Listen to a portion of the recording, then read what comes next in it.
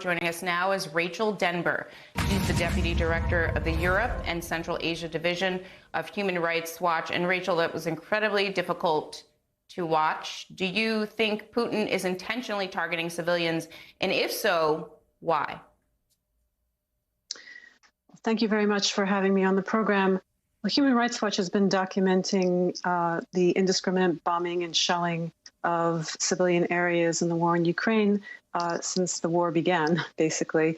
And we have documentation in cities of Kharkiv, in Vuhledar, Chernihiv, Mariupol, Irpin, Mykolaiv, and other places. And what we found is a distinct pattern of indiscriminate bombing and shelling of civilian areas, regardless of whether there were military targets there.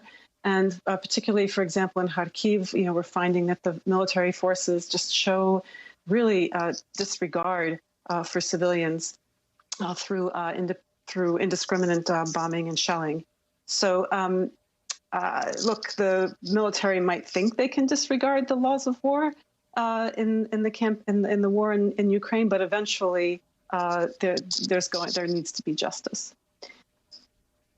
In a lot of ways, I feel like what we're seeing is both the emptying out of Ukraine, right, forcing people to flee, to seek refuge, and you've had millions of refugees seeking shelter in other countries outside of the borders of Ukraine.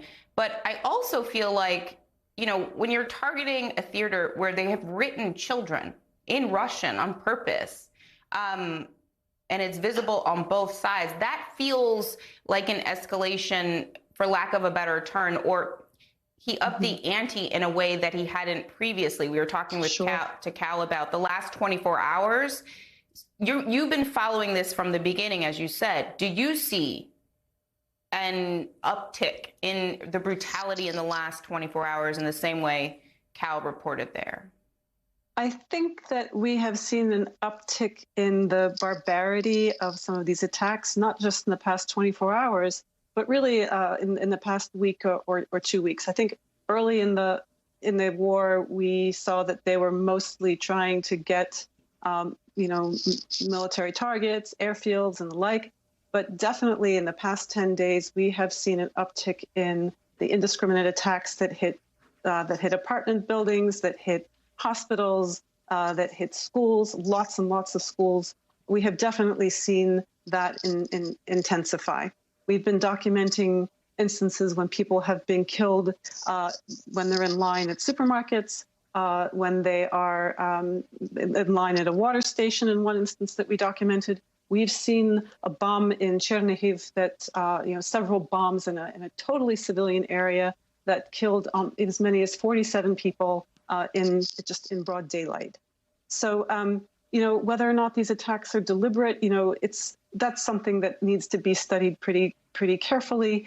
But to a certain extent, even if they are not deliberate, even if if there was some military object or military target in the vicinity, at a certain point, it really doesn't matter when these attacks are taking out civilians, civilian infrastructure, and taking civilian lives on the scale that they're taking today, that can rise to the level of a war crime.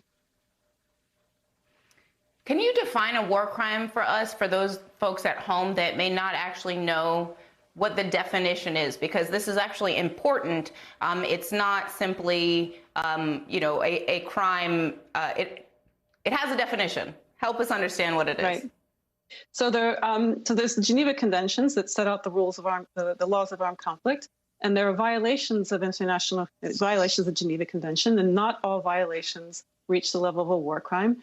For something to reach the level of a war crime, you either have to show something deliberate, or you have to show that the violations are taking place with just total recklessness, that there's a reckless disregard for civilian life. Like any warring party, any side to an armed conflict has an obligation just to distinguish between civilians and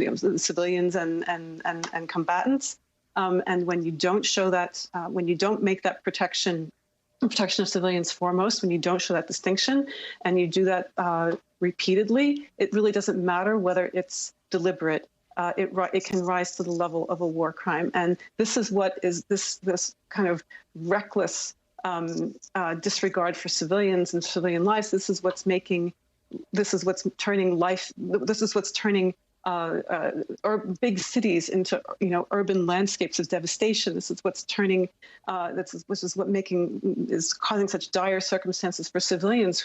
My colleagues who are on the ground in Zaporozhye, interviewing people from Mariupol who just escaped, told us that they were making every effort. They were trying so hard to get out of Mariupol, and they had this impossible choice of either staying in their basements and dying there, or dying on the road because of the lack of conditions for them to flee in safety. That shouldn't happen. And now there are more than 3 million people who have fled Ukraine for bordering EU countries. 3 million people, and almost 800 civilians have been killed so far. 780 according to the UN in just 3 weeks.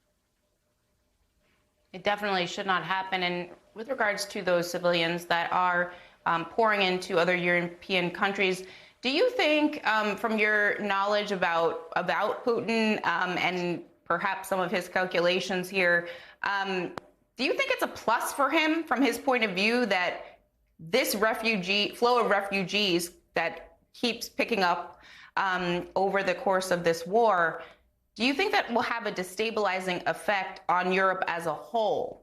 And is that a benefit to him? I think that was the narrative back a couple of months ago with the refugee crisis on the Belarusian borders on Belarus's borders with Poland and Lithuania. I think that definitely was a calculation that Lukashenko, the president of Belarus, and possibly also Putin, were both making.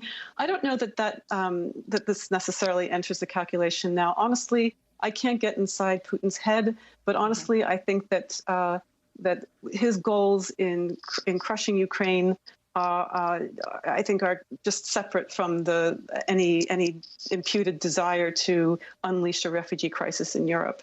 I think that there are completely different forces and priorities and political imperatives at work for Putin in this context. It's really helpful in understanding some of this really complicated and real-time ongoing situation. Rachel Denber, thank you so much for being here today, and please stay safe.